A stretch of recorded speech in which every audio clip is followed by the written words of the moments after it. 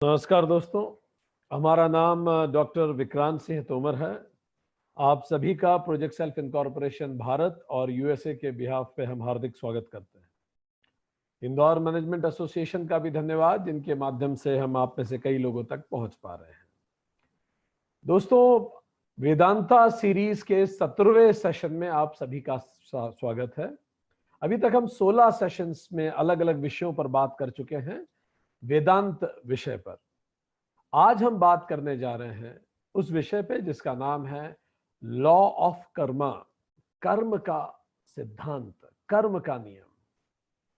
हम ये अभी तक बात कर चुके हैं कि जब आत्मा जीव में रिफ्लेक्ट होती है तो उसको जीवात्मा कहा जाता है, और जीवात्मा अज्ञान के कारण ये नहीं समझ पाती कि वो स्वयं ही आत्मा है। जब हमें एक छोटी सी मैथ्स की थ्योरम समझने में काफी समय लग जाता है, छोटी छोटी सी परीक्षाएं निकालने में हमें इतनी मेहनत लगती है, तो ये तो अल्टीमेट अंडरस्टैंडिंग है अबाउट सेल्फ। इसके बाद जानने को कुछ बचता नहीं, इसके बाद इनफैक्ट कुछ भी नहीं बचता। तो निश्चित तौर पर इसको समझने में, रियलाइज करने में हमें समय लगता है। रियल आईज, वास्तव में हम अपनी आंखों से उसको देख सकें, महसूस कर सकें और वैसा जी सकें। अक्सर आपने कई लोगों को ऐसा कहते हुए सुना होगा, मेरे साथ ही ऐसा क्यों होता है, मेरी तो किस्मत में ही ये लिखा है। 2 साल का बच्चा या 2 महीने, एक बच्चा पैदा होने के 2 महीने बाद ही उसको मृत्यु हो गई। ऐसा क्या गलत काम किया था उसने जो उसे जाना पड़ा? मैं इतने प्रयास करता हूं पर मुझे वैसे रिटर्न्स नहीं मिलते, मुझसे कम योग्य लोग और बेहतर कर पा रहे हैं, मेरे पास कोई सोर्स नहीं है, इसीलिए मैं अच्छा नहीं कर पाया, और देखो जिनके पास सोर्स है वो अच्छा कर रहे हैं। ऐसा क्यों होता है कि कोई अमिताभ बच्चन के घर पैदा हो जाता है और कोई एक आम व्यक्ति के घर पैदा हो जाता है? तो अब पैदा तो कोई कहीं भी हो सकता है, तो ऐसा क्यों कि मैं वहां पैदा नहीं हुआ और वो यहां पैदा नहीं हुआ? ऐसे कितने सारे प्रश्न हमारे दिमाग में चलते हैं। सो लॉ ऑफ कर्मा उन सभी प्रश्नों के उत्तर हमें देता है। इसके साथ वो एक मैकेनिज्म स्थापित करता है जिसके माध्यम से हम इसको रियलाइज कर सकें कि हम स्वयं आत्मा हैं। हम अनात्मा से आइडेंटिफाई ना करके खुद को आत्मा से आइडेंटिफाई कर सकें। उसका ये पूरा एक विराट तंत्र है, क्योंकि कोई ना कोई मैकेनिज्म तो बनाना पड़ेगा ना। जैसे हमने वर्णाश्रम सिस्टम बनाया था, सामाजिक मैकेनिज्म, इसी तरह से ये कॉस्मिक सिस्टम है to realise our true nature. तो चलिए शुरू करें और इन सभी प्रश्नों के उत्तर भी ढूंढते हैं। तो सबसे पहले हम शुरू करते हैं कर्म से, जहां से हमने आज लॉ ऑफ कर्मा समझना है। सो कर्म क्र धातु से बना है, जिसका अर्थ होता है टू एक्ट, कुछ करना, एक्ट करना। सो यहां एक्ट का मतलब every thought, feelings, word and action से है। हर विचार, हर भावना, हर शब्द और हर कार्य जो आप करते हैं, एक्ट आप करते हैं, वो सब कर्म कहलाता है। ये पहला अर्थ है कर्म का। दूसरा अर्थ है कर्म का कर्म फलम, इफेक्ट ऑफ द कर्मा, वो उसको भी कर्मा ही कहते हैं। सो कार्य जो आप कर रहे हैं वो तो कर्मा है ही, उस कार्य का जो प्रभाव पड़ता है उसको भी हम कर्मा ही कहते हैं। सो ये तो कर्म हो गया। अब हम बात करें कर्म फलम का क्या अर्थ है। What do we mean by effect of karma? क्या होता है कर्म का प्रभाव, कर्म का फल? सो कर्म फलम 2 प्रकार के होते हैं। जब भी आप कोई कार्य करेंगे तो if there is a cause, तो कोई ना कोई इफेक्ट तो होगा। आज आप क्लास अटेंड कर रहे हैं, ये आपका कॉज है, तो कुछ इफेक्ट होगा। सो जब भी हम कोई कार्य करते हैं तो उसका फलम मिलता है। तो फलम 2 प्रकार के होते हैं। एक होता है दृश्य फलम, जो दिखता है, फ्रूटिफाइड, जो तुरंत हो जाता है, और दूसरा होता है अदृश्य फलम। थोड़ा सा दृश्य फलम पे बात करें। दृश्य फलम दिखते हैं, विजिबल होते हैं, इमीडिएट होते हैं। इमीडिएट का मतलब भले कुछ समय बाद हो, पर हाँ आपको दिख ही जाते हैं। जैसे दशरथ ने तीर मारा, श्रवण कुमार के माता पिता को लगा और श्रवण कुमार के माता पिता ने तत्काल श्राप दे दिया, दृश्य फलम। ठीक। पांडु ने भी शब्द भेदी बाण चलाया, एक ऋषि की हत्या हो गई, ऋषि ने श्राप दे दिया कि स्त्री के संसर्ग से तुम्हारी मृत्यु हो जाएगी, दृश्य फलम। रावण ने सीता माता का अपहरण किया और उसके बाद उस कर्म से उनकी पूरी लंका जल गई और रावण की मृत्यु हो गई, परिवार समाप्त हो गया, दृश्य फलम।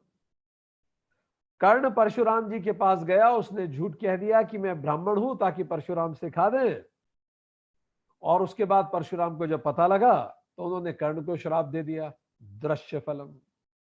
अर्जुन ने कर्ण की खूब हंसी उड़ाई कि तुम सूत हो, तुम सारथी हो, तो अज्ञातवास में अर्जुन को खुद को सारथी बनना पड़ा। सो हमारे हर तरह के कर्म घूम के हमारे पास आ जाते हैं, तो इसको हम कहेंगे दृश्य फलम। द्रोणाचार्य से पहली बार युधिष्ठिर ने झूठ कह दिया। युधिष्ठिर ने कहा अश्वत्थामा मारा गया, और जब वो कह रहे थे हाथी है कि इंसान नहीं पता, इसी लाइन के पहले भगवान कृष्ण ने पांचजन्य शंख बजा दिया। कभी झूठ बोलते नहीं थे युधिष्ठिर, तो द्रोणाचार्य को विश्वास हो गया कि उनका पुत्र मारा गया, वो युद्ध छोड़ के साधना लिप्त हो गए और उनकी मृत्यु हो गई, हत्या कर दी गई। द्रोणाचार्य के साथ ऐसा क्यों हुआ? उनके ऐसे क्या कर्म थे कि ये दृश्य फलम उन्हें मिला, या कुछ हद तक अदृश्य फलम भी कह दें। तो अगर हम उनका पूरा जीवन देखें तो उन्होंने सच को सुनना कब चाहा था, जो अभी वो सच को सुन पाते? जब एकलव्य उनके सामने आया था तो उनको अंदर से आवाज आती थी बार बार कि उसका अंगूठा नहीं लेना चाहिए। उन्होंने सच को कहां सुना, अंगूठा लिया। कर्ण को सिखाने से मना कर दिया एक गुरु होते हुए, अंदर के सच को नहीं सुना उन्होंने।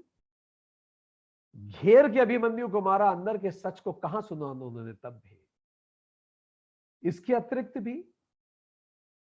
अतिरिक्त जब द्रौपदी का चीरहरण होता था तब भी अंदर के सत्य को कहां सुना उन्होंने और विरोध किया।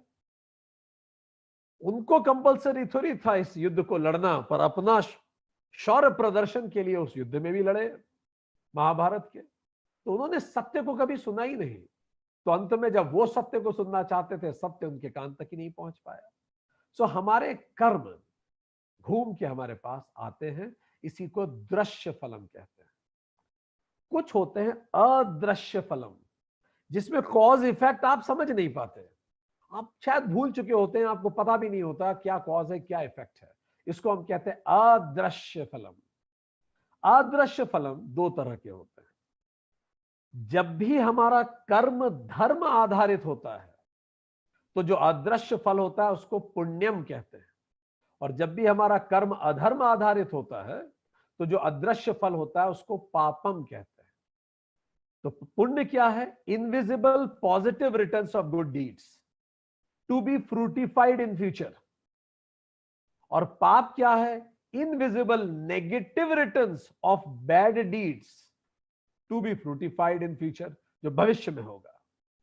जैसे पिछले जन्म में विदुर ने किसी ऋषि की तौहीन की थी। ऋषि ने किसी व्यक्ति को, विदुर यम थे तो कोई ऋषि थे, उनकी मृत्यु आई नहीं थी और यमराज की गलती से उनको मृत्यु हो गई थी। तो उन्होंने यमराज को श्राप दे दिया था कि तुम मृत्युलोक में जन्म लोगे और राजा की सारी योग्यता होने के बाद भी कभी राजा नहीं बन पाओगे, दासी पुत्र के रूप में जन्म लोगे।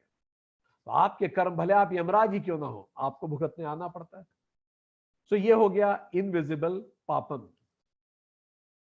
जब सनत कुमार विष्णु जी से मिलने गए, ऐसी कहानियां हमने आपको कहा, पौराणिक कहानियां हमें केवल एक बात को समझने के लिए सिंपल तरीके से समझाती हैं। बस आपको उनकी आर्कियोलॉजिकल सत्यता को खोजने की आवश्यकता नहीं है, बस लर्निंग लीजिए और आगे बढ़िए। तो विष्णु जी के वैकुंठ में दो द्वारपाल जय विजय सनत कुमार मिलना चाहते थे। जय विजय ने थोड़ा ईगो में लाके उनको मिलने नहीं दिया, जैसे कई बार पीए अधिकारी से मिलने नहीं देता किसी को। तो सनत कुमार ने श्राप दे दिया कि तुम भी भगवान से दूर रहोगे और 3 जन्मों तक दूर रहोगे। तो पहले जन्म में ये हिरण्याक्ष और हिरण्यकश्यपु बने और फिर भगवान ने उनको मारा नरसिंह अवतार लेके। दूसरे जन्म में फिर से ये लोग ये रावण और कुंभकर्ण बने, फिर भगवान ने राम ने मारा। फिर ये दंतावक्र बने और शिशुपाल बने, फिर भगवान कृष्ण ने मारा। So this is how it goes. ऐसे अगर हम बोले इनविजिबल पुण्यम, तो बुद्धिस्ट लिटरेचर में खूबसूरत सी कथा आती है। एक बहू खाना बना रही थी और ससुर को खाना खिला रही थी। अचानक एक बौद्धिस्ट मॉन्क आया और वो भिक्षा मांगने लगा। बहू तुरंत भिक्षा देने गई खाना बनाना छोड़ के, तो ससुर थोड़े नाराज हो गए। उन्होंने नाराज होकर कहा कि पहले मुझे खाना दीजिए, उसके बाद करना बाकी सारे काम। तो बहू क्या करती, वो चुपचाप आके खाना बनाने लगी। बाहर से सन्यासी ने फिर से कहा भिक्षाम देही। तो बहू ने तेज आवाज में सन्यासी को कहा, भिक्षुक को कहा, महाराज अभी मेरे ससुर बासी खा रहे हैं, उनको खाना खिला दूं फिर देती हूं। ससुर के भी कानों में बात पहुंची कि बासी खा रहे हैं, जबकि वो तो गरम गरम खा रहे थे। उनको बड़ा चुभा। बाद में जब भगवान बुद्ध वहां से गुजरे तो उन्होंने ससुर जी ने बताई है बात की बहू ऐसा बोलती है। बुद्ध ने उन्हें कहा तुम बिल्कुल सही कहती है तुम्हारी बहू, ये जो तुम आज गरम गरम खाना अच्छी थालियों में बैठ के खा रहे हो, ये कहां से आ रहा है? ये तुम्हारे पुराने सदकर्म हैं जो आज फलित हो रहे हैं। इसीलिए तो बैठे बैठे अच्छे से खाना मिल रहा है तुम्हें, क्योंकि तुमने पुण्य अच्छे कर्म किए थे। तो तुम आज जो खा रहे हो वो है तो बासी ही, और अब तुम अच्छे कर्म करना बंद कर दो तो कल तुम्हें इसके पाप भुगतने पड़ेंगे। तो हमारा आज हमारे कल की देन है, और हमारा कल हमारी आज की देन होगा। Our present is the fruit of our past, and our present is the seed of our future. So इसी कारण जो पुण्य है वो डेबिट कार्ड है, पहले पे कीजिए बाद में एंजॉय कीजिए। और जो पाप है वो क्रेडिट कार्ड है, पहले एंजॉय कर लीजिए बाद में पेमेंट करेंगे। सो दिस इज, इन दोनों को, पाप पुण्य को अगर हम मिला दें तो इसी को कहा जाता है इनविजिबल वेरिएबल्स, अदृश्य कर्ता। अदृश्य कर्ता, ये कर्ता हम ही हैं, पर हमने बहुत पहले किया था तो हम भूल गए, तो अब हम अदृश्य कर्ता के रूप में आएंगे। सो अदृश्य कर्ता या फिर इनविजिबल वेरिएबल डिपॉजिट होते हैं संचित कर्म में, एक्यूमुलेटेड डिपॉजिट, क्योंकि इकट्ठा होते जाते हैं हमारे good deeds and bad deeds. तो उस एक्यूमुलेटेड कर्मा को हम कहते हैं संचित कर्म। संचित कर्म is accumulated karma for future fructification, भविष्य के लिए जो होते हैं। ठीक, इसी को आजकल कई लोग कार्मिक अकाउंट्स कहते हैं, कई लोग कॉस्मिक अकाउंट्स कहते हैं, कई लोग आकाशिक रिकॉर्ड्स कहते हैं, अलग अलग नाम से इसको पुकारते हैं। तो ये हो गए संचित कर्म, बाद में फ्रूटिफाई होते हैं। युधिष्ठिर की एक कथा से समझ में आता है, महाभारत का युद्ध खत्म हो गया तो युधिष्ठिर और सारे पांडव, जब युधिष्ठिर को ले जाया गया, जब सब मर गए थे, कौरव मर गए, पांडव मर गए, बड़ी बात की बात है ये युद्ध की, तो युधिष्ठिर सबसे पहले पहुंचे नर्क में। तो युधिष्ठिर की आंखों से आंसू बहने लगे ये देख के कि नर्क में चारों पांडव परेशान हो रहे हैं। रोते रोते युधिष्ठिर ने बोला कि नहीं, अगर मेरे भाई नर्क में रहेंगे तो मैं भी नर्क में रहूंगा, और ये नर्क में क्यों है?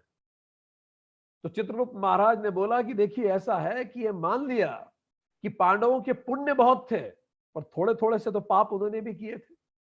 युद्ध में बेईमानियां कोई कम की थी क्या पांडवों ने? तो थोड़े थोड़े पाप उनके भी थे। तो चूंकि उनके पाप कम हैं, तो उस पापों को फ्रूटिफाई करने के लिए शुरू में हम उन्हें नर्क में रखेंगे ताकि वो पाप सॉल्व हो जाए, फिर परमानेंट स्वर्ग में शिफ्ट करने की तैयारी है, आप चिंता मत कीजिए। बड़ा अच्छा लगा युधिष्ठिर को कि क्योंकि पुण्य ज्यादा है तो बाद में शिफ्ट कर देंगे स्वर्ग में। फिर युधिष्ठिर स्वर्ग पहुंचे। स्वर्ग में तो युधिष्ठिर की आंख से खून टपक गया ये देख के कि स्वर्ग में दुर्योधन बैठ के अंगूर खा रहा है। युधिष्ठिर ने बोला कि आप धरती की तरह आसमान में भी यही हो गया, अच्छाई की कोई वैल्यू नहीं। दुर्योधन स्वर्ग में है और पांडव नरक में सड़ रहे हैं। चित्रगुप्त महाराज ने कहा, यहां दूध का दूध और पानी का पानी होता है। माना कौरवों के बहुत सारे पाप थे, पर यार कुछ तो पुण्य उन्होंने भी किए थे। सूत पुत्र कर्ण को इज्जत दी, महाभारत के युद्ध में उतनी बेईमानी नहीं की, कुछ तो उनमें भी अच्छा था। तो जो उनके पुण्य थे वो चूंकि कम थे, तो उन पुण्य को एडजस्ट करने के लिए शुरू में हम उन्हें स्वर्ग में रखेंगे और बाद में परमानेंट नरक में शिफ्ट करने की तैयारी है। फिर चित्रगुप्त ने बोला, तुम्हें पता है युधिष्ठिर हम ऐसा क्यों करते हैं कि कई बार जो व्यक्ति पापम करता है, रॉन्ग डीड्स, अधर्म कर्म, तब हम उसे शुरू में इमीडिएटली स्वर्ग दिखा देते हैं। उसे मजा आ जाता है बेईमानी के पैसे से, करप्शन से, उसे बड़ी खुशी हो जाती है। शुरू में हम स्वर्ग दिखाते हैं, पर परमानेंट नरक में शिफ्ट करने की उसकी तैयारी हो जाती है। फिर चित्रगुप्त ने बोला, तुम्हें पता है हम ऐसा क्यों करते हैं? हम ऐसा इसीलिए करते हैं क्योंकि जो स्वर्ग से नरक जाता है ना, उसे नरक ज्यादा काटता है, उसे कॉन्ट्रास्ट महसूस होता है। जो बड़ा साधु रहा हो, जब वो तिहाड़ जेल में जाता है तो उसे दर्द होता है। जो बहुत बड़ा व्यापारी रहा और अब विदेश में भगोड़ा भारत सरकार उसे कह दे और वहां मैच भी देखने जाए और लोग चोर चोर कह के चिल्लाएं, तो उसे दर्द होता है। तो पहले स्वर्ग देख के जब नरक देखते हैं तो दर्द बढ़ता है। सो युधिष्ठिर समझे इस बात को। युधिष्ठिर ने कहा, अगर ऐसा है, इतना ही महीन आपका न्याय है, तो मुझे क्यों लेके आए आप नरक में? मैंने तो ऐसा कुछ नहीं किया। तो चित्रगुप्त आंखों ही आंखों में मुस्कुरा के कहे कि क्या क्या युधिष्ठिर, सच में तुमने ऐसा नहीं कहा? भूल गए जब तुमने कहा था अश्वत्थामा मारा गया? हालांकि तुम्हारा पूरा सेंटेंस यही था कि मनुष्य है कि हाथी मुझे नहीं पता, पर अंदर ही अंदर तुम इस बात को जानते थे कि तुम्हें पता था कि वो हाथी ही था, इंसान नहीं था। पर कृष्ण ने बीच में शंख बजा दिया ताकि द्रोणाचार्य ना सुन सके। चित्रगुप्त ने कहा, युधिष्ठिर तुम्हें क्या लगता है कोई ना सुन पाएगा? तो मैं भी नहीं सुन पाऊंगा? चींटी के पांव घुंघरू बजते हैं तो साहब सुनते हैं। मैं तुम्हारे अंतःकरण के भाव जानता हूं, उसी पे मैं अपने रिकॉर्ड लिखता हूं। तुम क्या बोल रहे हो इंपॉर्टेंट नहीं है, तुम्हारे अंतःकरण पर तुम्हारे कॉस्मिक रिकॉर्ड्स मेंटेन होते हैं। सो ये पाप पुण्य का हिसाब हुआ। आगे बढ़े। अब अगली बात, there are 4 basic laws of karma. 4 कर्म के नियम हैं, जरा हम समझ लें। और आगे वाले पूरे सेशन में यही नियम बारंबार आप अपने ध्यान में रखिएगा, और यही आपको हम बोलेंगे नहीं, पर आप समझ जाएंगे कौन सा नियम है। पहला नियम, एवरी कर्म विल हैव अ इफेक्ट। बड़ा सिंपल नियम है। हर कर्म का एक प्रभाव होता है, छोटा ही सही, दृश्य या अदृश्य। What ever goes around comes around. जो जाता है वो आता है, बूमरैंग की तरह। स्वामी विवेकानंद कहते थे, good good, bad bad, and none escape the law. अच्छा करोगे अच्छा मिलेगा, बुरा करोगे बुरा मिलेगा, और कोई इस लॉ से नहीं बच सकता। दूसरा नियम, law of Karma is more powerful than law of land. जमीन के नियम से ज्यादा ताकतवर है कर्म का नियम। कई लोग कागज पत्थरी में माहिर होते हैं, कागज पे उनकी गलती नहीं होगी, कितना ही करप्शन कर लें, पर अपनी इमेज साफ बना के रख पाएंगे, और कागज पे कभी पकड़े नहीं जाएंगे, इतने एक्सपर्ट हो जाएंगे। तो अगर देश का कानून आपको नहीं पकड़ पाया, इसका कतई मतलब नहीं कि लॉ ऑफ कर्मा भी आपको नहीं पकड़ पाएगा। युधिष्ठिर जब तक धरती पे रहे वो राजा बन के रहे, पर शुरू में उन्हें भी नरक जाना पड़ा, पांडव तक नरक गए। Law of Karma is more powerful than law of land. जमीन का नियम भले आपको छोड़ दे, कर्म का नियम नहीं छोड़ेगा, क्योंकि ये तो अंतःकरण से अकाउंटिंग होती है, सूक्ष्म शरीर की अकाउंटिंग है। अगला नियम नंबर 3, there is no law of average in law of karma. Law of karma में एवरेज नहीं काम करता। एवरेज का अर्थ, पाप का दंड सेपरेट है, पुरस्कार पुण्य का भी सेपरेट है। अगर आपने पाप किए खूब और खूब पुण्य कर दिए तो एवरेज आउट नहीं होगा। ये पाप की सजा अलग मिलेगी और पुण्य का पुरस्कार अलग मिलता है। इसका अर्थ, यदि हमने बहुत पुण्य किए हैं तो उससे हमें यह ताकत मिल सकती है कि पापों के जब दुष्प्रभाव आएंगे तो उसको सहन करने के लिए हमें थोड़ी क्षमता मिल जाएगी। पर लॉ ऑफ एवरेज नहीं काम करता। इसका मतलब यह है कि आप एक पैर अगर -50 डिग्री की बर्फ पे रख लें और एक पैर 50 डिग्री सेल्सियस के गर्म शिला पे रख लें और आपसे कहा जाए कि आप कंफर्टेबल हैं क्योंकि -50 + 50 मिलके तो ठीक ठाक हो जा रहा है, ऐसा नहीं होता। आप कंफर्टेबल नहीं रह सकते। तो लॉ ऑफ एवरेज इसमें काम नहीं करता। Last, fourth, 3 factor theory. Mahabharata के वन पर्व में 33.32 में यह उल्लेख आता है कि कोई भी कर्म के रिजल्ट 3 चीजों पर निर्भर करते हैं। पहला, दृश्य कारक जो आपको दिख रहे हैं। दूसरा, अदृश्य कारक, हमने आपको बता दिया अदृश्य कारक क्या है। पाप पुण्य मिलकर ही अदृश्य कारक बनते हैं, अदृश्य कर्ता जिसे हम कहेंगे। और तीसरा, पुरुषार्थ, आपके प्रयास। तो आपके जीवन में जो भी रिजल्ट्स आ रहे हैं वो इन्हीं तीनों चीजों के मिलके आएंगे। आपके प्रयास प्लस आपके पाप पुण्य का दृश्य कारक और तीसरा दृश्य कारक, ये तीनों को जोड़ लीजिए। आज आप एक बिजनेस कर रहे हैं, दृश्य कारक है कि कोई महामारी फैली है इसीलिए सेल्स कम है। अदृश्य कारक यह है कि आपने समय रहते हुए अपने सिस्टम को ऑनलाइन नहीं किया था, इसलिए भी मुश्किल है। पुरुषार्थ आपका कमजोर था, आपने प्रयास भी उतने नहीं किए। सब मिला ले। अब अगला पॉइंट पे चले। तो ये है 4 लॉज ऑफ कर्मा। पहला law of karma, every Karma will have an effect. दूसरा, law of Karma is more important, more powerful than law of land. तीसरा, there is no law of average. And चौथा, 3 फैक्टर थ्योरी। अब आगे बढ़े। कर्ता कौन है पहले हम फिक्स कर लें ताकि इस सेशन को आगे समझ सकें। कर्ता कौन है? डूअर। शरीर तो कर्ता हो नहीं सकता, ये तो इंस्ट्रूमेंट है। गलत काम हाथ थोड़ी करता है, पीछे से मन कहता है तो हाथ आगे बढ़ता है। हाथ तो डेड है। कोई गलत काम के लिए पैर कब बढ़ते हैं? जब मन करता है। तो शरीर करता नहीं है। वासना शरीर वो तो सुप्त है। तो बचा क्या? सूक्ष्म शरीर। सूक्ष्म शरीर, मन, बुद्धि, चित्त और अहंकार, जिसको अंतःकरण कहते हैं, यही करता है। तो लॉ ऑफ कर्मा किस पे लागू होगा? कर्ता पे। कर्ता कौन? सूक्ष्म शरीर। तो सूक्ष्म शरीर पर ही लॉ ऑफ कर्मा लागू होगा, ना स्थूल शरीर पे, ना वासना शरीर पे। अब आगे बढ़े।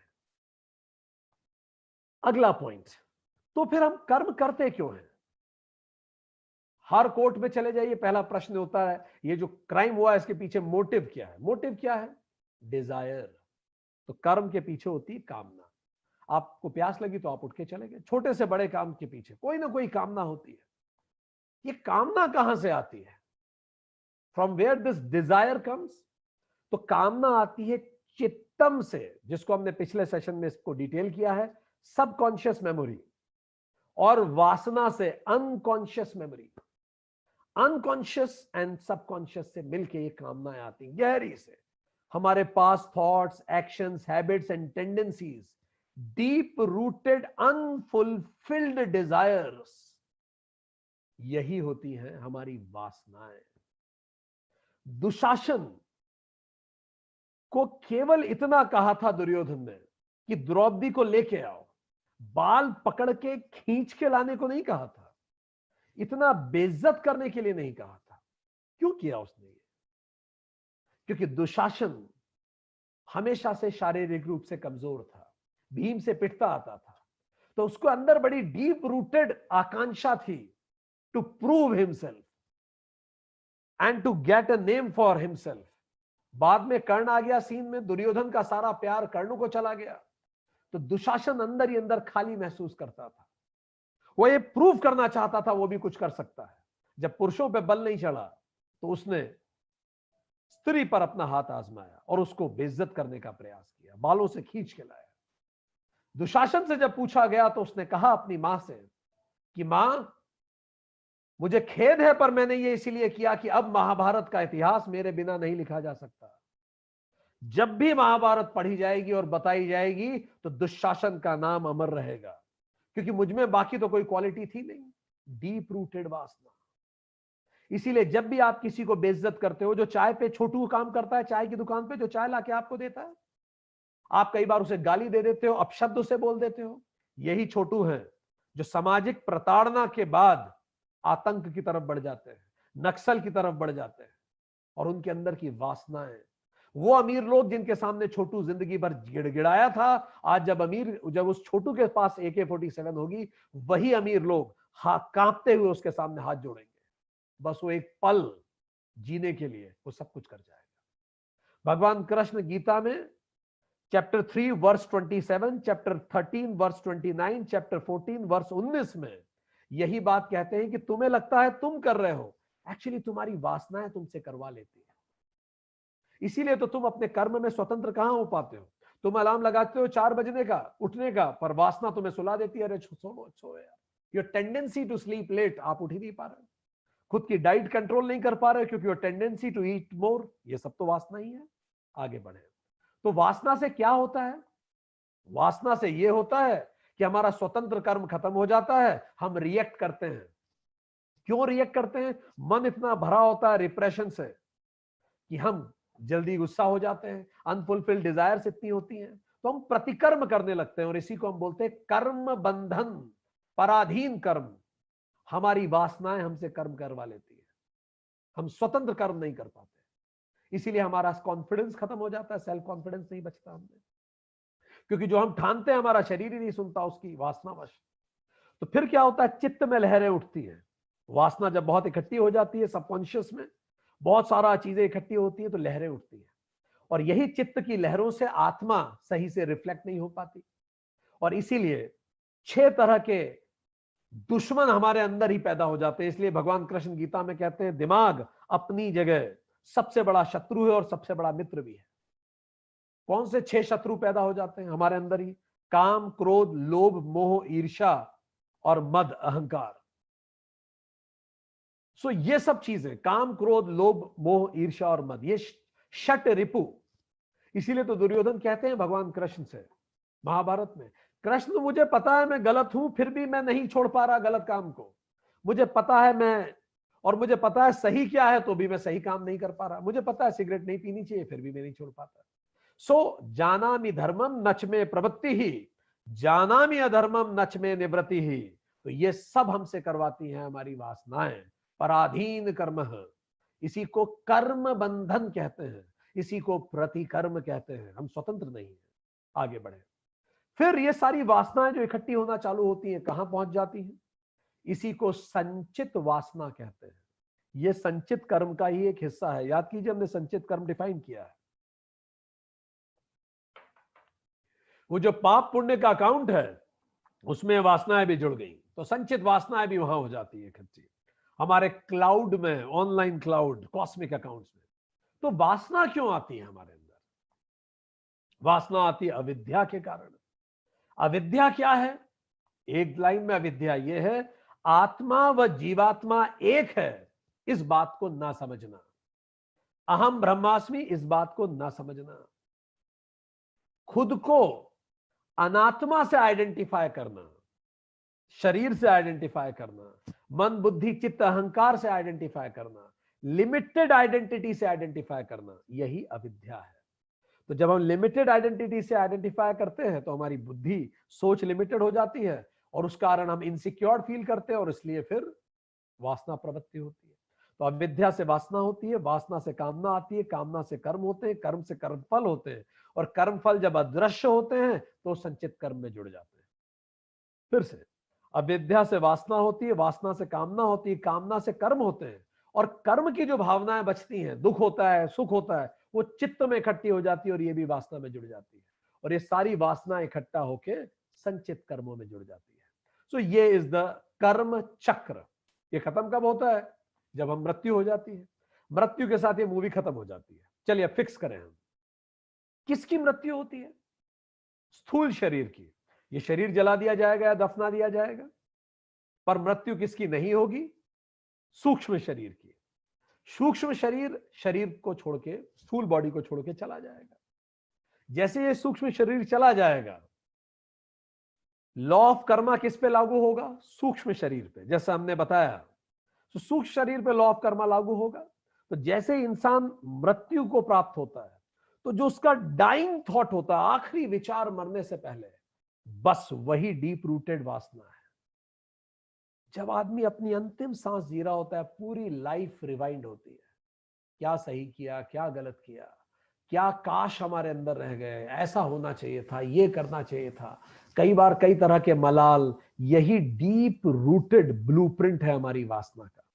तो एक बार वासना आंखों के सामने आती तो है जब हम अंतिम सांस लेते हैं, उसके बाद मृत्यु हो जाती है। अब जब ये मृत्यु होती है, इसके बाद सूक्ष्म शरीर शरीर को छोड़ चुका और हमने उस शरीर को दफना और जला दिया। अब शुरू होती है लाइफ बिटवीन लाइफ्स। अब शरीर नहीं है सूक्ष्म शरीर के पास, वो अनंत ब्रह्मांड में है सूक्ष्म रूप में। और यह समय होता है जब वो लाइफ लेसन्स को समझता है, क्या सीखा पूरे जीवन से, क्योंकि पूरा जीवन एक किताब की तरह सामने आ जाता है। मूवी आप पूरी देख पाते हो, अच्छा जैसे ही मूवी खत्म, सारे दोस्त यार नाते सब दुश्मन भी अब एक जैसे लगने लगते हैं, क्योंकि मूवी खत्म हो गई। शोले की मूवी के बाद अमिताभ बच्चन और गब्बर सिंह एक साथ चाय पी रहे थे, भले अब गब्बर सिंह ने अमिताभ बच्चन की हत्या की थी उस पिक्चर में, मूवी खत्म। अब सबके प्रति संभाव हो जाता है ऊपर जाके। अभी हम एस्ट्रल फॉर्म में सूक्ष्म शरीर में, अब ऊपर से हम देखते हैं पूरी लाइफ को बिगर प्रोस्पेक्टिव में। अब देखिए हमारी आइडेंटिटी थोड़ी बड़ी हो गई, अब हम सूक्ष्म शरीर से ऊपर खुद को उस जीव के रूप में आइडेंटिफाई कर रहे हैं। अभी भी आत्मा के रूप में नहीं कर रहे हैं, जीव के रूप में कर रहे हैं, जीवात्मा से आइडेंटिफाई कर रहे हैं, आत्मा से अभी भी नहीं कर रहे हैं। सो जब हम खुद को एक बड़े पिक्चर में देखते हैं साक्षी भाव से, तो बहुत सारी चीजें सीखने को मिलती है। वो छठ रिपु याद आते हैं कि यार क्या क्या गलतियां की लाइफ में। फिर हम हमारा पेंडारा बॉक्स खोलते हैं, संचित कर्म खोलते हैं, उसमें हजारों पास्ट लाइफ्स की भी कहानियां हैं, वो भी देखते हैं। और फिर जब सारी कहानियां देखते हैं तो पता पड़ता है कुछ पैटर्न चल रहे हैं यार मेरे साथ। हर जन्म में रिलेशनशिप प्रॉब्लम है मेरे साथ, कई जन्म हो गए, हर जन्म में कुछ ना कुछ होता ही है रिलेशनशिप में, ठीक। या हर जन्म में मुझे कोई ना कोई धोखा देता है, डिसीट होती है, मिजरी है, पॉजिटिव नेगेटिव पैटर्न्स में देखता हूं। Deep in our soul we carry soft vibrations and feelings of coming of the past lives. हमारे अंदर वो वाइब्रेशंस भी होती हैं हमारी सोल में, जो पास्ट लाइफ की वाइब्रेशंस है। अब वो सब कुछ सोच पाती है, शरीर है नहीं, इंद्रियां है नहीं, तो अब कोई डिस्टर्बेंस नहीं है, बिल्कुल शांति से हम पूरी पास्ट लाइफ और प्रेजेंट लाइफ को सब कुछ महसूस कर पाते हैं। अगर एक सोल ने पिछले जन्म में बिट्रे फील किया हो और उसकी मृत्यु हो गई उस बिट्रेयल से, तो ऐसी बहुत संभावना रहती है कि अगले जन्म में भी उसको बड़ा मुश्किल होगा किसी को ट्रस्ट कर पाना। कई लोग देखे होंगे आपको, आपके आसपास भी, वो आसानी से लोगों को ट्रस्ट नहीं कर पाते। So it happens at times, ठीक। अब हम क्या करेंगे, इस सब को देख के बिगर पिक्चर समझेंगे, क्या पैटर्न चल रहे हैं, क्या गलतियां हो गई, क्या सीखना है। Then we take advises of soul masters, soul guides, तीर्थांकर्स, future avatars who will descend as avatar. Astral presence उन सबकी होती है, so we take their guidances, and under the guidance of the intelligent order of the universe, जिसको हम ईश्वरा कहते हैं, हम फाइनली एक प्लान बनाते हैं हमारी आने वाले जीवन का। उस आने वाले जीवन का जब हम एक प्लान बनाते हैं तो उसको कहते हैं soul plan. On the basis of learnings from the past, I make theme of my future life. तो अब मैं भविष्य की एक थीम बनाता हूं। सो क्या है भविष्य? माय डेवलपमेंट प्लान, ठीक। अब इसमें क्या क्या होगा, इस प्लान में सब कुछ होगा। हम कब जन्म लेंगे, हम कहां जन्म लेंगे, हम किस तरह के परिवार में जन्म लेंगे, हमारा शरीर कैसा होगा, इंपॉर्टेंट इंसिडेंसेस कैसे होंगे, ये सब हम प्लान करते हैं, उस प्लानिंग के हिस्से होते हैं। उसके बाद सोल कॉन्ट्रैक्ट हम करते हैं। ऐसी कुछ सोल जिनको इसी तरह का वातावरण चाहिए, important people of our life, important relationships, so we call it soul contracts. तो ये सब मिलके we plan our life and then we descend. इसमें यह भी प्लान होता है कि जो हमारे पाप और पुण्य हैं वो कब कब लाइफ में फ्रूटिफाई होंगे और किस तरह से होंगे। तो ये जो कंप्लीट सोल प्लान है, जिसमें हमारा जन्म, हमारी मृत्यु, परिवार कहां पैदा होंगे, हमारा शरीर कैसा होगा, इंपॉर्टेंट इंसिडेंसेस कौन से होंगे, स्पाउस कौन बनेगा, ये सब चीजें क्या होती हैं, these are called soul plans. And इसी को हम प्रारब्ध कर्म कहते हैं। प्रारब्ध कर्म का मतलब वो जो संचित कर्म है हमारे पाप और पुण्य के, वो जो वासनाएं हैं, उसका एक पोर्शन जो इस आने वाले जन्म में फ्रूटिफाई होगा। इसीलिए अगर पुण्य किए हैं तो अच्छे ऐसे घर में पैदा होंगे जहां थोड़ी आपको सहूलियत मिल जाए शायद, और अगर पाप ज्यादा है तो हम ऐसे घर में पैदा होंगे जहां ज्यादा चैलेंजेस हो जाए। और हमें वो प्रारब्ध को पूरा विटनेस करना होगा इसी लाइफ टाइम में, जो आने वाला जन्म है। जब तक हम प्रारब्ध को विटनेस नहीं करेंगे हम धरती से नहीं जाएंगे। सो हम पूरा प्रारब्ध को विटनेस करेंगे और उसके बाद हम धरती से जाएंगे, जितना इस बर्थ में हमें करना है। तो प्रारब्ध कर्म क्या है?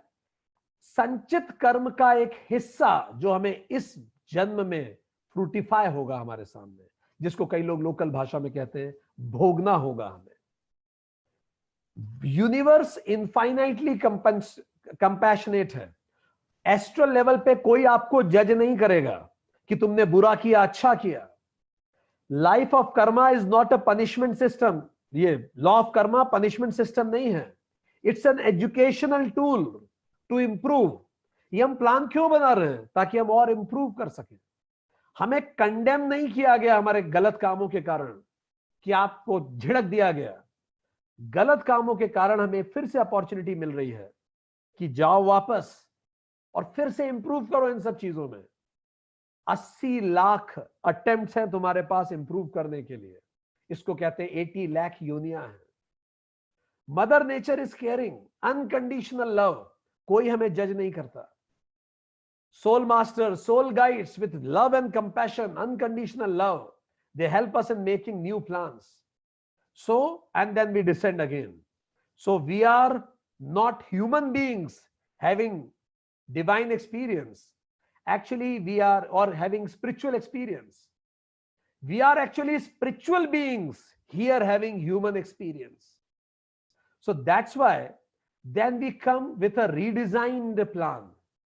एक न्यू प्लान आता है, नया एजुकेशनल प्लान, जिसमें हम पिछली गलतियों से सीख के कुछ नया करते हैं, ताकि हम समझ सकें कि अनात्मा से कनेक्शन बेकार है। क्योंकि पर्पस क्या है सबका? ये रियलाइज करना कि आत्मा ही सत्य है, इसीलिए तो हम ये सब कर रहे हैं।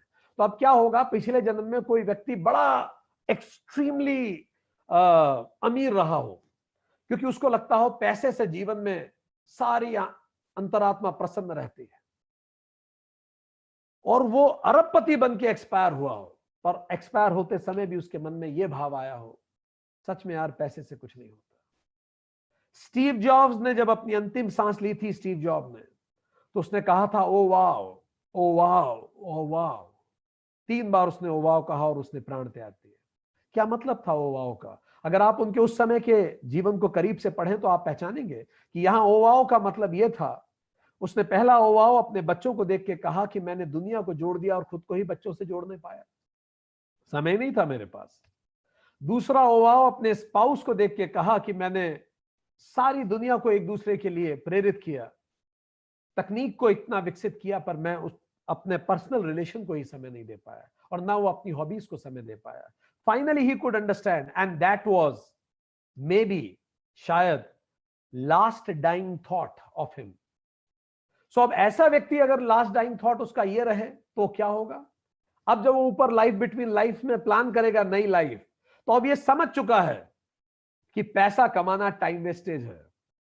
अर्थ केवल पुरुषार्थ की एक सीढ़ी है, उस पे ठिया बना के, महल बना के नहीं बैठ जाना है। तो अब जब ये नया व्यक्ति जहां पैदा होगा, तो हो सकता है बनारस में एक पान की दुकान खोले, बनारस में पैदा हो, और ये पढ़ाई लिखाई कुछ भी ना करे, माता चिल्लाती रहे कुछ पढ़ ले, पर बिल्कुल नहीं पढ़े, खटिया तोड़े, और उसके बाद एक पान की गुमटी खोल ले। उसके बाद फिर वो क्या करे, वो छोटा सा अपना काम करता रहे, शादी करे, बच्चे को कंधे पे बिठा के दशहरा मैदान में दशहरा दिखाने लेके जाए। वो जो दशहरा मैदान में साइकिल लेके आ रहा है दशहरा दिखाने अपने बच्चों को, क्या पता पिछले जन्म का स्टीव जॉब हो। जो अब यह सीखने आया है कि परिवार को भी समय देना चाहिए, और जब पूरा जीवन भर परिवार को समय देके अच्छा बिता के खत्म होगा और अंतिम में जब बेटा उसके साथ गलत करेगा, तब उसे लगेगा अरे यार परिवार को समय देने से भी शांति नहीं मिलती। तो पूरी लाइफ हम जीते हैं ये समझने के लिए कि ये बेकार है, यूजलेस थी, फिर से ऊपर जाते हैं और फिर से सीखने के लिए आ जाते हैं। इस कारण ऐसे कई बार होती है, एक ऐसे कई केसेस हमने किताबों में पढ़े, कई केसेस ऐसे हमने देखे भी। एक व्यक्ति जो पिछले जन्म में ऐसा राजा था जो लोगों की आंखें निकाल लेता था, इस जन्म में आई सर्जन बन के आया, लोगों की आंखें ठीक कर रहा है पूरी life long. So it's a development plan. आप कई बार कॉन्ट्रास्ट में जन्म होता है, पिछले जन्म का मॉन्क इस बार मैरिड हो जाएगा, पिछला जन्म का पेन लाइफ था इस बार प्लेजर की लाइफ हो जाएगी, पॉवर्टी प्रॉस्पेरिटी में बदल जाएगी। पिछले जन्म में भारतीय था, पाकिस्तान से सख्त नफरत करता था, इस जन्म में पाकिस्तान में ही पैदा होगा, ताकि ये समझे कि नफरत योग्य कुछ भी नहीं है किसी भी देश में, हम सब आत्मा है, किस चीज की नफरत। यदि कोई व्यक्ति अत्यधिक सांप्रदायिक है तो यह भी संभावनाओं से इंकार नहीं किया जा सकता, अगले जन्म में वो उसी संप्रदाय में पैदा होगा जिससे वो नफरत कर रहा है, ताकि वो जान सके हर जगह अच्छाई है। सो इस तरह से इट्स अ डेवलपमेंट प्लान। सो फिर क्या होता है, डेवलपमेंट प्लान है, और डेवलपमेंट के लिए हमें क्या करना पड़ेगा, हमें अविद्या का नाश करना पड़ेगा, तो हमें विद्या सीखनी पड़ेगी। तो विद्या सीखने के लिए हमें यूनिवर्सिटी आना पड़ेगा। यूनिवर्सिटी का नाम क्या है, earth is a university. Degree लेनी पड़ेगी, डिग्री कौन सी है, मोक्ष। पर ऐसी डिग्री नहीं मिलेगी, कई सेमेस्टर क्लियर करने पड़ेंगे। सेमेस्टर क्या है, 6 रिपु, 6 रिपु। ये एक एनोलॉजी है, बहुत लिटरली इसको लेने की आवश्यकता नहीं है, और ये वेदांत के शास्त्रों में नहीं है, just to simplify I am trying to put it. So 6 semester 6 हम मान लें, वो जो षट रिपु है यही तो हमें इंप्रूव करने हैं, काम क्रोध बैर ईर्ष्या मोह लोभ मद, यही तो इंप्रूव करना है हमें। अब क्या होगा, हर सेमेस्टर में पेपर्स हैं, थ्योरेटिकल पेपर्स हैं, प्रैक्टिकल पेपर्स हैं।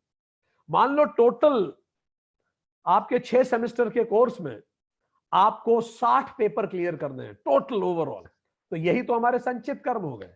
इनको संचित वासनाओं को खत्म करना है, हर पेपर क्लियर करते जाना है, काम का क्रोध का ईर्ष्या का, क्लियर होते जाइए, आगे बढ़ते जाइए। पर पूरे के पूरे 60 पेपर तो इसी साल नहीं कर पाओगे ना, इसी सेमेस्टर में। तो इस सेमेस्टर में जो पेपर क्लियर करने हैं उसको प्रारब्ध कर्म कहते हैं, ताकि सीक्वेंशियली हम कर सके। लेबोरेटरी कौन सी है, तो आपका घर एक लेबोरेटरी है, ऑफिस एक लेबोरेटरी है, फील्ड लेबोरेटरी है। फिर प्रैक्टिकल एग्जामिनर्स कौन से हैं, आपका बॉस जो बहुत कठिन बॉस है, वो सारे रिश्ते जो आपको खूब चिढ़ाते हैं, ये सब एग्जामिनर्स हैं। तभी तो आप अपने क्रोध को जीतेंगे, जब कोई क्रोध दिलाएगा, तो क्रोध दिलाने वाला तो आंगन में ही चाहिए, आंगन कुटी छवाए निंदक नियरे राखिए। तो इस तरह से हम धीरे धीरे इसको इंप्रूव करना शुरू करते हैं, और फिर इस प्लान के साथ हम धरती पे फिर से पैदा होते हैं और मूवी फिर से शुरू होती है, वी इनकारनेट। पर होता वही है जो हमेशा होता है, पैदा होते ही हम आते तो हैं हमारे जन्म संस्कार के साथ, सोल इम्प्रिंट्स के साथ, वासना के साथ।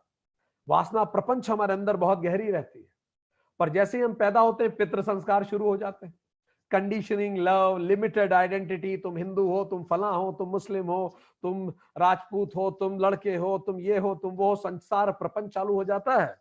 और उस सब के कारण हम फिर से ब्लिसफुली इग्नोरेंट हो जाते हैं, हम फिर से भूल जाते हैं। हम क्यों भूल जाते हैं, अगर आपको ये अच्छे से जानना है तो आप शेर अवस्था त्रय का हमारा सेशन अटेंड कीजिए।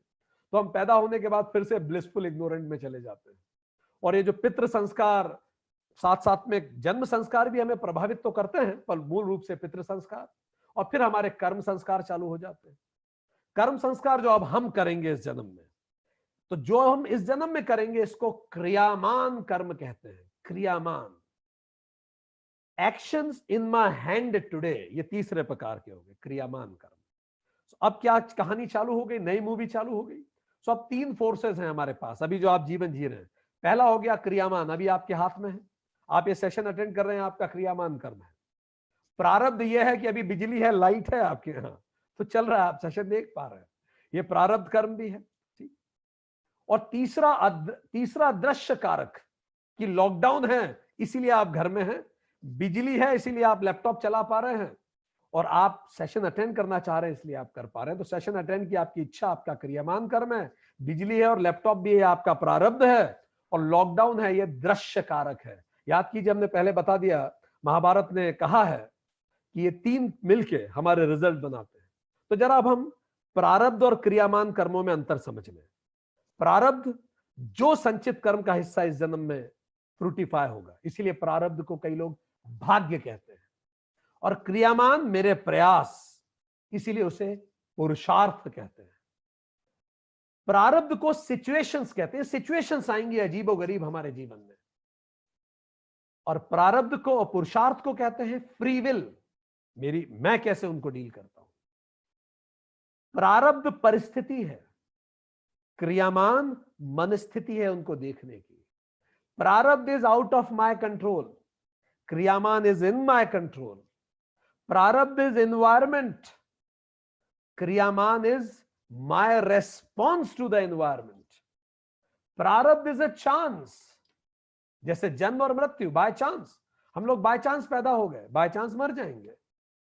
क्रियामान इज अ चॉइस। ये युधिष्ठिर की चॉइस थी कि वो जुआ खेले, ये सीता जी की चॉइस थी कि लक्ष्मण रेखा लांगे। वी मेक चॉइसेस, क्रियामान। प्रारब्ध इज आउटपुट्स वी गेट, क्रियामान इज एफर्ट्स वी पुट। इसी को सिंपल से समझाने के लिए पूर्वजों ने खेल आविष्कार किए। प्रारब्ध को समझाने के लिए सांप सीढ़ी खिलाई जाती थी। अब सांप सीढ़ी देखिए ना, उसमें क्या, आपके हाथ में तो कुछ भी नहीं है, आप पासा फेंकिए, गोटी आगे बढ़ती जाएगी, सीढ़ी आएगी तो चढ़ जाएगा, सांप आएगा तो काट लेगा। आप क्या करेंगे उसमें? आप कुछ नहीं कर सकते, और पासा भी अपने आप आएगा, आप तो फेंक सकते हो बस। तो वो सांप क्या है? आपके पाप जो फ्रूटिफाई हो रहे हैं प्रारब्ध में। सीढ़ी क्या है? हमारे पुण्य जो फ्रूटिफाई हो रहे हैं। और पासा क्या है? काल, समय पासा फेंकता है। तो ये तो हो गया प्रारब्ध का खेल, ताकि बच्चे खेल खेल में सीख लें। फिर क्रियामान सिखाने के लिए शतरंज खिलाया जाता है, पूरा दिमाग का खेल है, आप अपने एफर्ट्स लगाते हैं, दिमाग लगाते हैं। फिर एक और खेल सिखाया जाता है कि ये जीवन न केवल क्रियामान है और न केवल प्रारब्ध ही है, ये दोनों का कॉम्बिनेशन है। तो आपको एक और खिलाया जाता है जिसको द्यूत क्रीड़ा कहते हैं, जिसमें शकुनी एक्सपर्ट थे। द्यूत क्रीड़ा क्यों? ये थोड़ा लूडो जैसा खेल है। अब आप लूडो को देखिए तो उसमें पासा तो है, पर अकल भी लगानी पड़ती है। तो ये प्रारब्ध भी होता है और क्रियामान का मिला जुड़ा है खेल है। सो ये इस कारण कई बार हम उतना ही एफर्ट करते हैं पर हमें रिजल्ट नहीं मिलते, क्योंकि हमारे प्रारब्ध फ्रूटिफाई हो रहे हैं। मान लीजिए हम जलधारा में इधर से उधर तैर के जा रहे हैं और हमारे पास बहुत सारे पुराने पाप ड्यू हैं, तो क्या होगा? जलधारा इधर बहेगी, अब मैं ऐसे तैरने की कोशिश करूंगा तो मैं उधर चला जाऊंगा, तो मुझे बहुत प्रयास करने पड़ेंगे तो भी मैं रिजल्ट तक नहीं पहुंच रहा। और अगर किसी के बहुत सारे पुण्यम है तो पानी शांत है, वो निकल जाएगा। सो कई बार परिस्थितियां वैसे डिफाइन करती है। खैर, सो पर चूंकि हमारी आइडेंटिटी लिमिटेड रहती है, हम एक पर्टिकुलर तरह से ही दुनिया को देखते हैं, ब्लिसफुल इग्नोरेंस में रहते हैं, तो इससे दो असर हमारी दुनिया को देखने के तरीके में पड़ते हैं।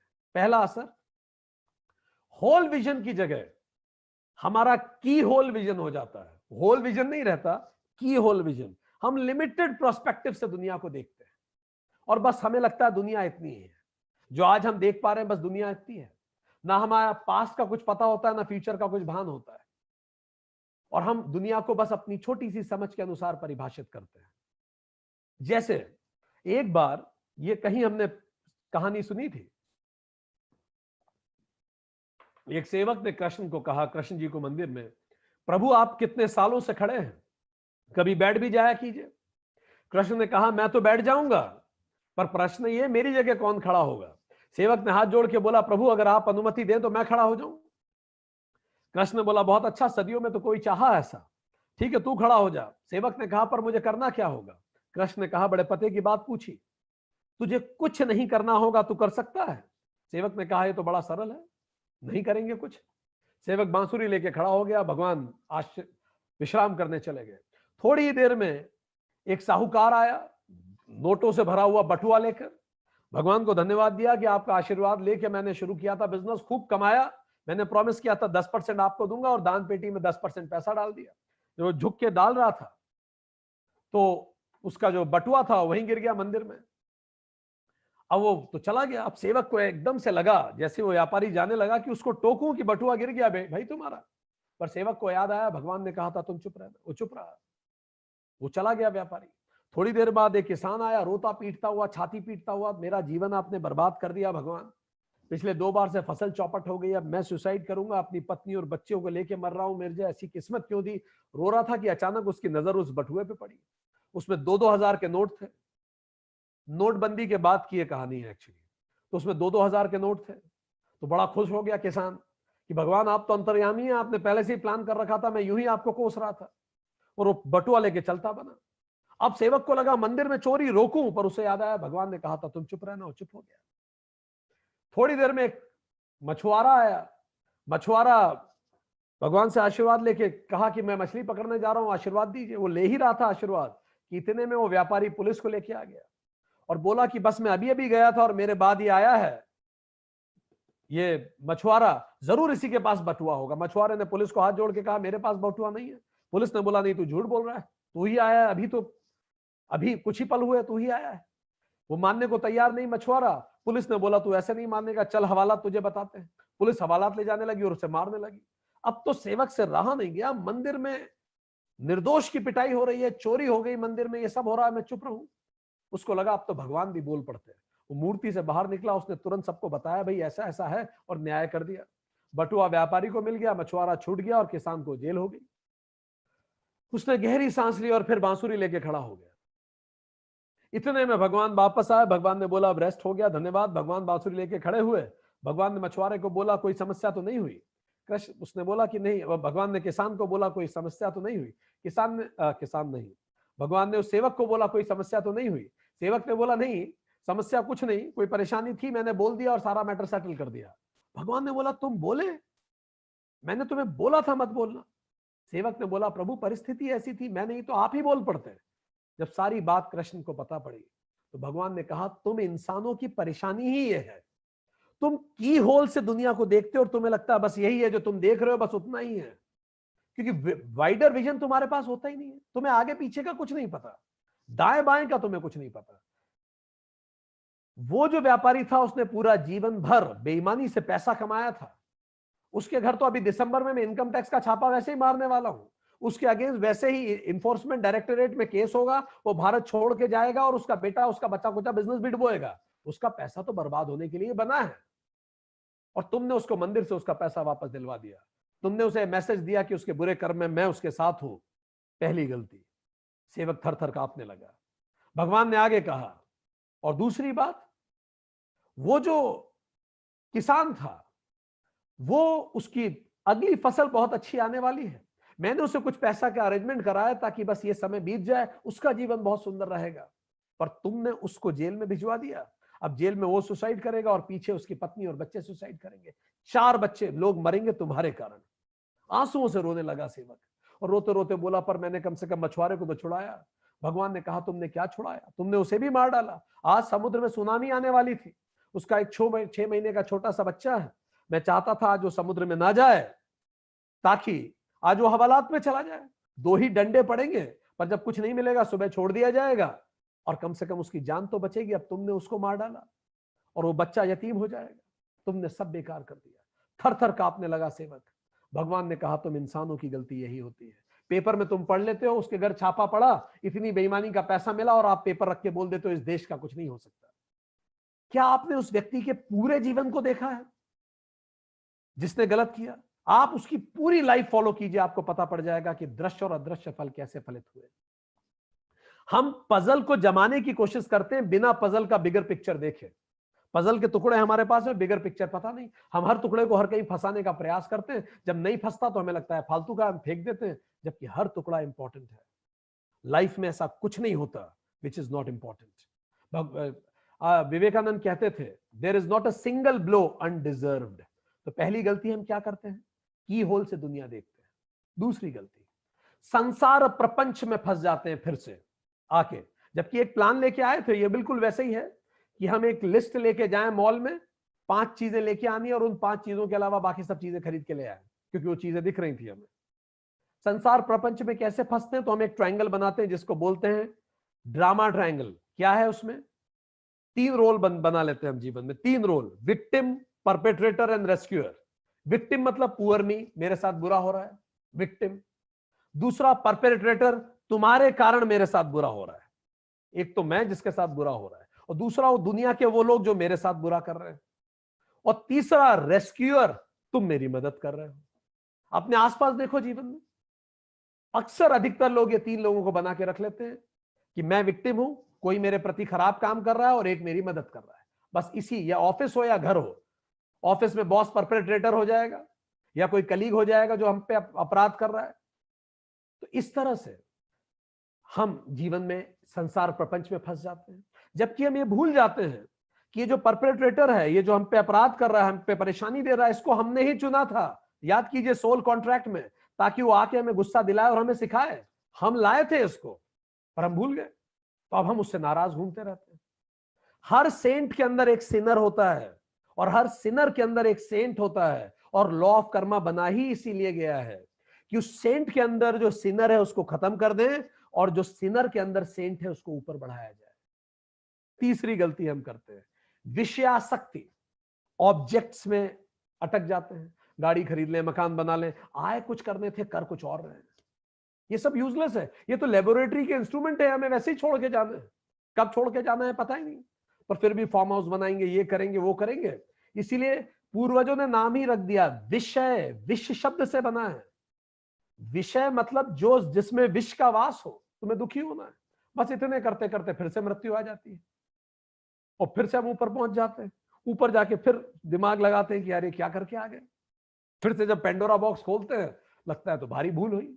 फिर बार बार आते हैं, अटेम्प्ट देते रहते हैं और सेमेस्टर पास ही नहीं हो पाता। हर बार पेपर देते हैं, फेल हो जाते हैं। इसी को पुनर्जन्म चक्र कहते हैं, बट वी ग्रेजुअली इंप्रूव। पुनर्जन्म चक्र क्या है? Continuous cycle of birth and death due to avidya. अविद्या के कारण बर्थ और डेथ की रेगुलर साइकिल, और हर बार हम इंप्रूव होते रहते हैं। कैसे इंप्रूव हो रहे हैं? जरा आप खुद सोचिए, खुद के बारे में और अपने रिश्तेदारों के बारे में सोचिए और ये सुनिए। सबसे पहले हम होते हैं इन्फेंट सोल। इन्फेंट सोल कौन होते हैं? जो अभी अभी मानव योनि में आए, बिल्कुल नई नई सी सोल है। और ये इसमें क्या फीचर होते हैं? इंस्टिंक्ट नेचर होता है इनमें, इंस्टिंक्ट नेचर। जानवरों से अभी अभी इंसान बने, इंस्टिंक्ट नेचर है इनमें, एनिमल इंस्टिंक्ट है, सर्वाइवल फियर मिलेगा। चार चीजों के आसपास इनके जीवन और बातें घूमेंगी, खाना पीना सोना और सेक्स। बस इनके घर में खाने पे लड़ाई होगी, ये क्यों नहीं बनाया और वो क्यों बनाया, और ये टेस्ट और वो टेस्ट, और खाना खाते समय मुझे ये पसंद नहीं वो पसंद नहीं, यही सब चलता रहेगा इनके जीवन में। ये है infant soul. No harm to them. Infant मतलब अभी शुरू कर रहे हैं लोग जर्नी, ठीक, जर्नी टुवर्ड्स मोक्ष। फिर ये बनेंगे कुछ समय बाद बेबी सोल। बेबी सोल कौन होते हैं? They are civilized, civic code का पालन करेंगे, नियम कायदे से चलेंगे, रेजिमेंटल रहेंगे, ये करना चाहिए ये ना करना चाहिए, बड़े ऑर्थोडॉक्स रहेंगे। यही लोग हैं जो फेसबुक पे धर्मों पे लिखेंगे, धर्मों पे लड़ाई करेंगे, कास्टिज्म पे बात करेंगे, एग्रेसिव होकर नारे लगाएंगे। बेबी सोल्स, ठीक, क्योंकि उनको लगता है यही जीवन है एक्चुअली। कुछ लोग होते हैं फिर यंग सोल। ये कौन होते हैं यंग सोल? मटेरियलिस्टिक होते हैं, एडवेंचरस होते हैं, विदेश घूमना चाहते हैं, नाम बनाना चाहते हैं, फेम बनाना चाहते हैं, सक्सेस पाना चाहते हैं। पेपर की कटिंग काट के रखेंगे ताकि मैं कितना फेमस हूं ये पता पड़े, टाइम इज मनी, और ये सब करते रहेंगे। ये कौन है? Young souls. कितने लोग मुझे जानते हैं, मैं सेलिब्रिटी हो गया, ये सब यंग सोल्स। फिर ये जब ऑल इंप्रूव होते हैं, then they become mature souls. Mature soul कौन? Heart, relationships, connects, harmony, soft nature होता है इनका। रिलेशनशिप टर्बुलेंस इनमें बहुत होते हैं, मानवता की ये सोचते हैं।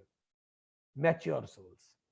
इसके ऊपर होते हैं ओल्ड सोल्स, मतलब यही डेवलप करते हैं as an old souls. Saints, saints होते हैं, बहुत शांत रहेंगे, अनइफेक्टेड रहेंगे वर्ल्ड ड्रामा से। वो जो मछली बताई थी रामकृष्ण परमहंस ने, बिल्कुल शांत, बुद्धत्व की प्राप्ति की तरफ बढ़ेंगे। और अंतिम में वो बनते हैं divine souls. Divine souls means the realise souls. Divine souls means the souls जिनको समझ में आ गया है कि जीवात्मा ही आत्मा है, तो सारा ड्रामा वहीं खत्म। अब कोई वृत्ति बची ही नहीं। क्लियर रिफ्लेक्शन होता है, जो कंटेनर में पानी है बिल्कुल शांत हो जाता है। और जैसे ही वो एज ए डिवाइन सोल आते हैं, तब उनको अपने जीवन में जीवन मुक्ति मिलती है। जीवन मुक्ति का मतलब दे स्टॉप आइडेंटिफाई विद शरीर त्रय। ना मैं शरीर हूं, ना मैं सूक्ष्म शरीर हूं और ना मैं वासना शरीर हूं, सबसे मुक्ति।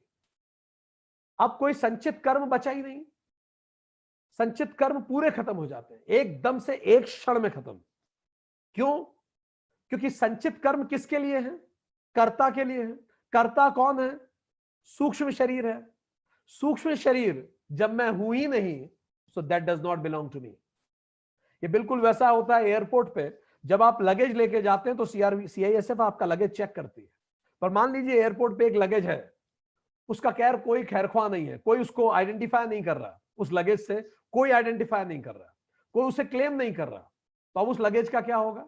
वो जब्त होके ट्रैश में चला जाएगा। बस आपका जितना कार्मिक बैगेज था वो सारा ट्रैश में चला गया, क्योंकि आपने अंतःकरण को ही छोड़ दिया। क्योंकि वो बैगेज आप पर नहीं था, आत्मा पे तो कोई बैगेज होता ही नहीं है, वो अंतःकरण पे था। और अब आप समझ गए, आपने रियलाइज कर लिया कि आप अंतःकरण नहीं है, आप आत्मा है, तो एक क्षण में सारे संचित कर्म जीरो। अब आगामी कर्म भी जीरो हो जाएंगे। अब आप कोई सकाम कर्म करोगे ही नहीं, कुछ करने योग्य बचा ही नहीं। भगवान कृष्ण गीता में कहते हैं ऐसा कोई काम नहीं है जो मेरे करने योग्य हो, तो भी मैं करता हूं ताकि लोगों के लिए, लोग देखें, उनके लिए आदर्श स्थापित हो, पर मुझे कुछ नहीं चाहिए। बस वो ऐसे ही कर्म करते हैं, तो उनके आगामी कर्म भी जीरो हो गए, क्रियामान कर्म उनके जीरो हो गए। वो कुछ ऐसा सकाम कर्म कर ही नहीं रहे। दे आर स्टैब्लिश्ड इन आत्मा, समत्व हो गया, समदर्शी, सबको एक जैसे देख रहे हैं, वो स्वतंत्र हो गए, पूर्णत्व हो गया। हाँ, बस एक चीज बचेगी, प्रारब्ध कर्म तो उनके बचे रहेंगे। तो जो प्रारब्ध कर्म छोटे मोटे बचे हैं, मान लीजिए कि उनको अभी विदेह मुक्त, उनको अभी जीवन मुक्ति हुई और उनके शरीर में कोई बीमारी है, तो ऐसा नहीं है कि बीमारी तुरंत ठीक हो जाएगी। वो बीमारी तो आ चुकी है, तो वो बीमारी they have to suffer. Swami Dayanand Saraswati बहुत सुंदर तरीके से बताते हैं कि जैसे एक पंखे को आप बंद कर दें, तो बिजली तो बंद हो गई तो भी पंखा थोड़ी देर घूमता रहता है, बस वो जो बचा हुआ पंखा घूमेगा और सब खत्म हो जाएगा। इसी कारण आप देखते हैं कि some great people suffer. Why do they suffer? वो जो बचा हुआ प्रारब्ध है उसको खत्म करा है, जो पहले शुरू हो चुका था। अब उसको एकदम से तो शरीर पे से खत्म नहीं होगा। इसीलिए आप देखेंगे रामकृष्ण परमहंस कैंसर से निधन हुआ, रमन महर्षि, स्वामी विवेकानंद भी बीमारी से, उनको भी मस्तिष्क में नस उनकी वो हुई थी। जीसस को तकलीफ उठानी पड़ी, मोहम्मद साहब को हिज्र करना पड़ा, Mahavir, Nanak, Buddha, everybody had to go through whatever was there in their prarabdha. So this is how it goes. And जब ये मृत्यु को प्राप्त होते हैं तो विदेह मृत्यु मिलती है और ये इस जन्म मरण से मुक्त हो जाते हैं। तो ये पूरा कंसेप्ट तो हमें समझ में आया। तो अब हम क्या करें? तो कुछ काम हम बता दें। पहला हम करें आत्मा अनात्मा विवेक। हर तरफ आत्मा अनात्मा विवेक करें, क्या आत्मा है क्या अनात्मा है। दूसरा, फोकस ऑन सेल्फ। वो मेरा साथी नहीं पढ़ रहा है, उसको छोड़िए, आप अपना सेमेस्टर क्लियर कीजिए। अगर मान लीजिए आप उसको पढ़ाने में लग भी गए, कई लोग पढ़ाते हैं, इसको कहते हैं spiritual arrogance, I am holier than thou, मैंने सब सीख लिया, तुम अज्ञानी, तुम्हें कुछ नहीं आता, लाओ मैं तुम्हें सिखाता हूं। तो सबसे पहले काम ये कीजिए, खुद पे फोकस कीजिए, अपने जीवन को उदाहरण बनाइए। दूसरा सीखना चाहे सीख लेगा, नहीं तो कम से कम आप तो फेल ना हो, हम तो फेल ना हो। तीसरा, बी समदर्शी, सबको एक तरह से देखें, मेड्स को हो या फिर आपका सीनियर हो, घर में काम करने वाली मेड या सीनियर, समदर्शी बनिए। क्या पता अगले जन्म में हम ही मेड बन जाएं इस अकाउंट को चुकाने के लिए। अगला, thought, feeling, words and action, इन सबसे पहले हमारे पास एक चॉइस होती है। प्रतिकर्म मत कीजिए, एक्सर्ट द चॉइस। बोलने से पहले सोचिए, सोचने को फिल्टर कीजिए, कर्म योग कीजिए एक तरह से। Forgiveness is important, seek and give, मांगिए भी और दीजिए भी। सेल्फ एंड अदर्स, खुद को भी माफ कीजिए, दूसरों को भी। Intellectual forgiveness and emotional forgiveness, ये भी कीजिए। हम इंटेलेक्चुअली तो समझ जाते हैं फॉरगिव कर देना चाहिए, पर इमोशनली गुस्सा रहता है अंदर, ये नहीं कीजिए। आप अक्सर लोग कहते हैं कि ये व्यक्ति मेरे जीवन में सबसे बड़ी परेशानी है, पर होता क्या, उस व्यक्ति को माफ भी नहीं करते। तो हम चाह रहे हैं वो व्यक्ति मेरे जीवन से चला जाए, पर मन ही मन हम उससे नाराज भी हैं, तो अकाउंट तो मेंटेन किए हुए, इतनी वाइब्रेशंस उसे दे रहे हैं। तो एक तरफ हम चाहते हैं वो चला जाए और दूसरी तरफ कर्म के बंधन में भी उसको जोड़े हुए हैं। तो बस को दोनों तरफ से धक्का देंगे तो बस जाएगी किधर? अगर आप नहीं चाहते उस व्यक्ति को, तो उसको माफ कीजिए अंतर मन से, बिल्कुल कोई लहर ना उठे, उसका आपकी लाइफ में एपिसोड अपने आप समाप्त हो जाएगा। समाप्त एपिसोड तब होगा जब आपको उससे एपिसोड समाप्त करने की भी इच्छा खत्म हो जाएगी, तभी एपिसोड समाप्त होगा। सरेंडर कीजिए प्रसाद बुद्धि। See people situation on critical teachings. हर व्यक्ति को आप इस तरह से देखिए जैसे वो कुछ क्रिटिकल टीचिंग मुझे दे रहा है। कोई भी व्यक्ति जो आपको बुरा अनुभव दे रहा है, मन ही मन पूछिए कि ये मुझे क्या सिखाने आया है मेरे जीवन में। कर्म, उपासना, राज, भक्ति, योग करिए। इस पे सेशंस पहले रिकॉर्ड हो चुके हैं, आप प्लीज उन्हें देखिए। सबसे पहले नियरेस्ट के प्रति समदर्शी बनिए। सबसे अच्छा व्यवहार अपने आसपास के लोगों से करना शुरू कीजिए। कई लोग भारत पाकिस्तान में संधि की बात तो करते हैं, पर अपने ही घर में रहने वाले दोस्तों और अपने ही रिश्तेदारों के प्रति उनका व्यवहार अच्छा नहीं होता। वो वसुदैव कुटुंबकम की बात करेंगे, पर अपने ही नियरेस्ट रिलेशन में उनको गुस्सा आएगा, उनका व्यवहार ठीक नहीं होगा। तो ये खोखली बातें होंगी। फिर बी अ विश्वामित्र, सबके मित्र बने। एंड लास्ट इज प्रायश्चित करें। अगर कुछ गलती हुई है तो प्रायश्चित शास्त्र 9 प्रकार के बताते हैं। पहला अभिषक्ता, पब्लिक कन्फेशन करें। दूसरा अनुताप, अनुताप का मतलब रिपेंट करें, मन ही मन बार बार अपने आप से उसके लिए शर्मिंदा होइए। प्राणायाम कीजिए, रेस्ट्रेन ऑफ ब्रेथ। तीसरा तप कीजिए। तप का मतलब होता है परफॉर्म एस्चुरिटी, सेलिबेसी रखिए। कुछ दिनों के लिए आप ब्रह्मचर्य, अगर आपको तप करना है एज ए प्रायश्चित, कुछ दिन के लिए ब्रह्मचर्य धारण कीजिए। कई लोग गीला कपड़ा तन पे रख के जब तक पहनते हैं जब तक वो सूख ना जाए। भरत ने किया था, नीचे सोना चालू कर दिया प्रायश्चित के रूप में। ठीक, खाना आप कम कर दीजिए। कोई भी प्रायश्चित, कंस्ट्रक्टिव प्रायश्चित। होम, होम कीजिए, सच्चे मन से मंत्रोच्चार कीजिए, फायर सेक्रीफाइस के साथ जप कीजिए। 6, जप इज वैदिक प्रेयर्स का 1000 बार 100 बार जप कीजिए। सच्चे मन से जब आप करते हैं उसका भावार्थ समझ के आपके मन में परिवर्तन आता है। दान कीजिए, चैरिटी कीजिए, व्रत कीजिए, उपवास, रिस्ट्रिक्टेड डाइट, ये भी एक तरीका है। और अंतिम तीर्थ कीजिए। सो दोस्तों, तीर्थ मींस किसी भी पिलग्रिमेज पे जाइए, भगवान के माध्यम से अपने कर्मों को हम प्रायश्चित करें। चलिए जस्ट एक रिवीजन, तो हम ये समझे कर्म का सिद्धांत is a personality development program. कर्म का अर्थ होता है कर्म, और कर्म का